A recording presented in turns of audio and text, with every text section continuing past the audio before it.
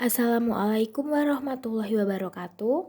Kami dari kelompok 8 akan menyampaikan presentasi mengenai materi etika dan hukum pemberantasan penyakit menular.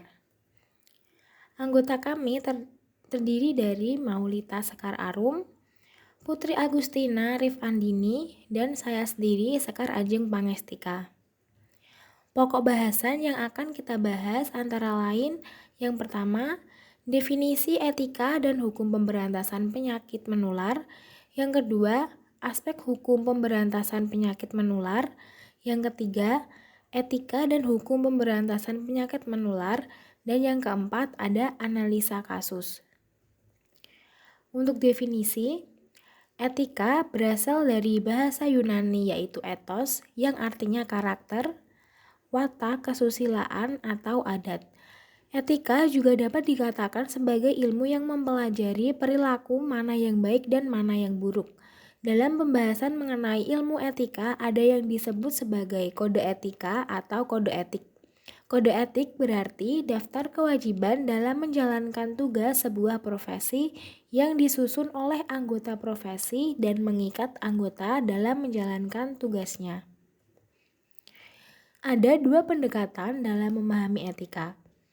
Yang pertama ada etika deskriptif, yaitu etika yang berusaha menopang secara kritis dan rasional sikap maupun perilaku manusia dan apa yang dikejar oleh manusia sebagai sesuatu yang bernilai.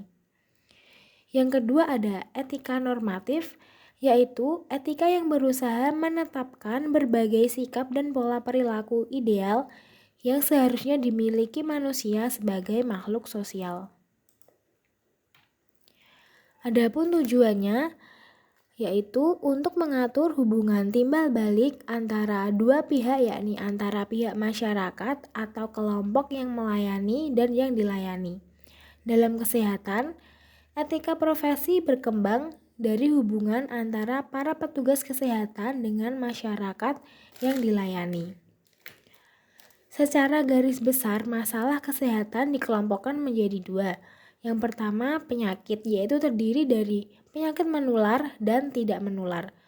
Penyakit atau masalah kesehatan tersebut harus ditangani oleh tenaga kesehatan khusus yang mempunyai kemampuan untuk menyembuhkan atau kuratif dan pemulihan atau rehabilitatif. Dari masalah kesehatan ini terjadilah hubungan antara pemberi pelayanan, dokter, bidan, dan perawat dengan pasien atau kelompok orang sakit sehingga profesi tenaga kesehatan dapat berkembang. Yang kedua, ada faktor resiko yang menyebabkan penyakit atau gangguan kesehatan. Faktor resiko dapat berasal dari makanan dan minuman, lingkungan fisik dan non-fisik, dan perilaku. Resiko terjadinya penyakit dan masalah kesehatan menimbulkan hubungan antara pemberi pelayanan pencegahan dengan masyarakat sehat. Pemberian pelayanannya adalah dengan cara preventif atau pencegahan dan promotif atau peningkatan kepada masyarakat yang sehat. Untuk materi selanjutnya akan disampaikan oleh Maulita. Berikutnya ada hukum pemberantasan penyakit menular.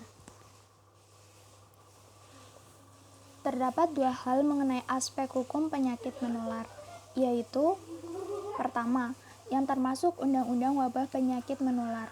Lebih banyak berkaitan dengan masalah epidemiologi dan sudah ada beberapa ketentuan undang-undang yang mengaturnya.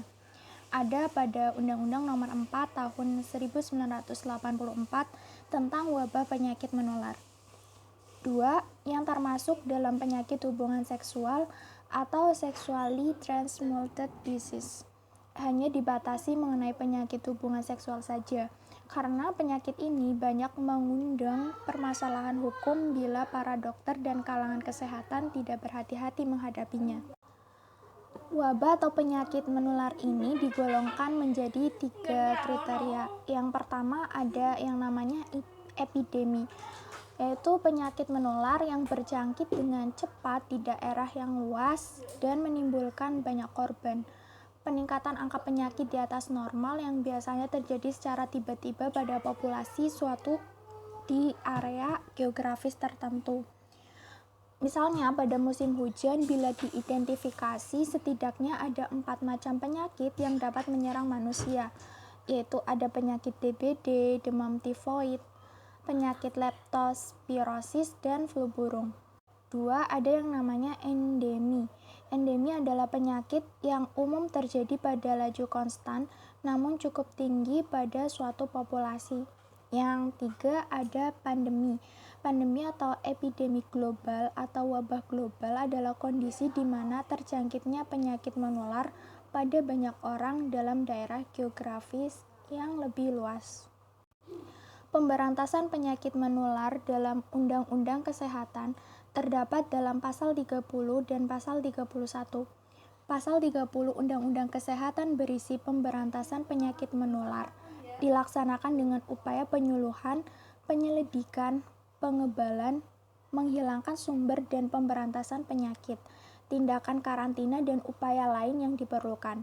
Sedangkan pasal 31 Undang-Undang Kesehatan berisi pemberantasan penyakit menular yang dapat menimbulkan wabah dan penyakit karantina dilaksanakan sesuai dengan ketentuan yang berlaku. Selanjutnya ada etika dan hukum pemberantasan penyakit menular. Undang-Undang Nomor 4 Tahun 1984 Bab 1 Pasal 1 menyebutkan bahwa wabah penyakit menular adalah kejadian berjangkitnya suatu penyakit menular dalam masyarakat yang jumlah penderitanya meningkat secara nyata melebihi daripada keadaan yang lazim pada waktu dan daerah tertentu serta dapat menimbulkan malapetaka. Selanjutnya mengenai penyakit menular. Penyakit menular adalah penyakit yang disebabkan oleh agen infeksi atau toksisnya yang berasal dari sumber penularan atau reservoir yang ditransmisikan kepada host yang rentan. Kemudian kejadian luar biasa.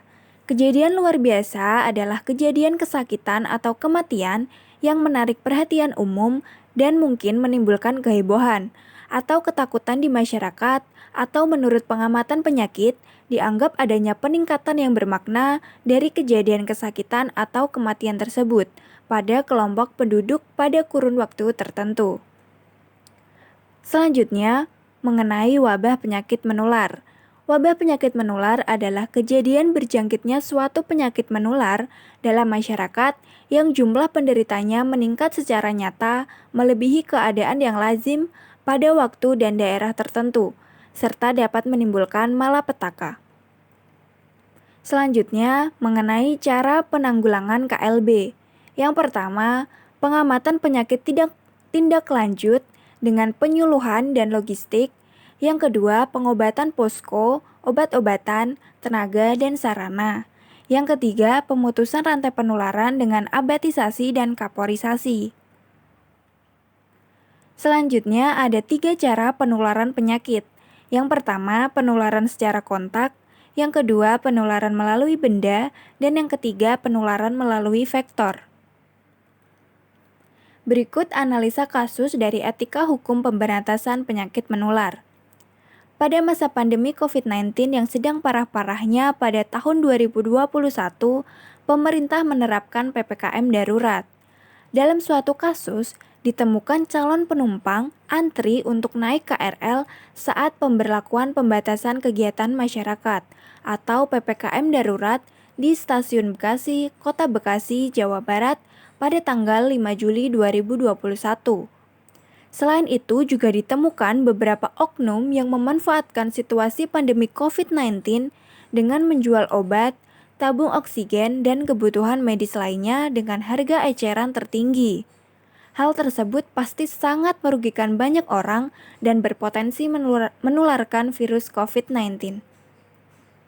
Tindakan-tindakan tersebut juga melanggar hukum yang berlaku, yaitu Undang-Undang Nomor 4 Tahun 1984 tentang wabah penyakit menular dan Undang-Undang Nomor 8 Tahun 1999 tentang perlindungan konsumen.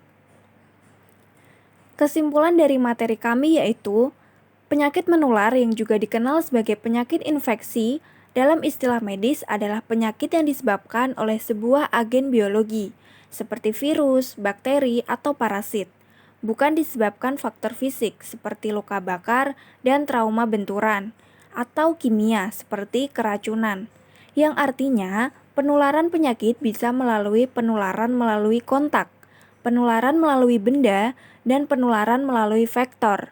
Yang terdapat dua hal mengenai aspek hukum penyakit menular, yaitu yang termasuk Undang-Undang Wabah Penyakit Menular dan yang termasuk dalam penyakit hubungan seksual atau sexually transmitted disease. Itulah materi presentasi dari kami. Kita lewati masa pandemi dengan cuci tangan agar bersih. Cukup sekian dari kami ucapkan terima kasih. Wassalamualaikum warahmatullahi wabarakatuh.